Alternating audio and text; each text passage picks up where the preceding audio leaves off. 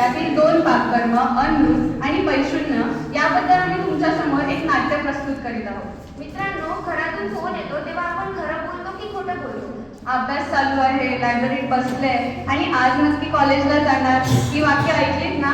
आजच्या या सीन मध्ये तीच वाक्य जिवंत होणार आहे. या सीन मधील पात्र आहे आई, मुलगी वैष्णवी व मुलीची मैत्रीण पलक.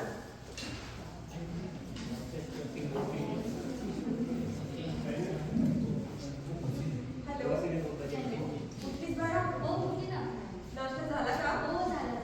काय करत आहे? नाही दिवस कॉलेजला जायची तयारी करत. बरं बाळा, जा ना.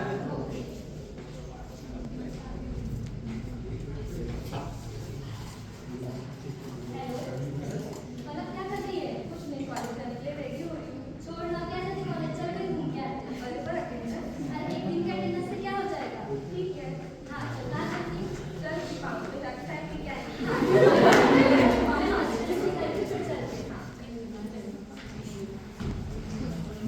येथे अमृताचा उल्लेख केलेला आहे. अमृतमध्ये खोटे बोलणे, स्वतःच्या स्वार्थासाठी, आपल्या चुका लपवण्यासाठी व त्यापासून होणाऱ्या परिणामापासून बचाव करण्यासाठी खोटे बोललेले आहे. दशविध पापकर्मामध्ये अमृताचा समावेश आहे, त्यामुळे खोटे बोलणे. पण सगळे पास होतात. होय, तो सब्जेक्ट म्हणजे बसेल. चहा गरम नसला तरी चालेल, पण बाकी मात्र गरम होतं.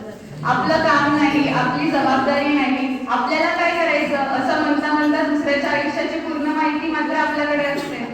आपण काही बोलत नाही मग हे वाक्य सुरू झालं की समजा पुढे काहीतरी चुकणारच. आयुर्वेद यालाच पैशून्य पापकर्म म्हणतो, म्हणजेच दुसऱ्याच्या मागे त्याच्याविषयी वाईट बोलणं.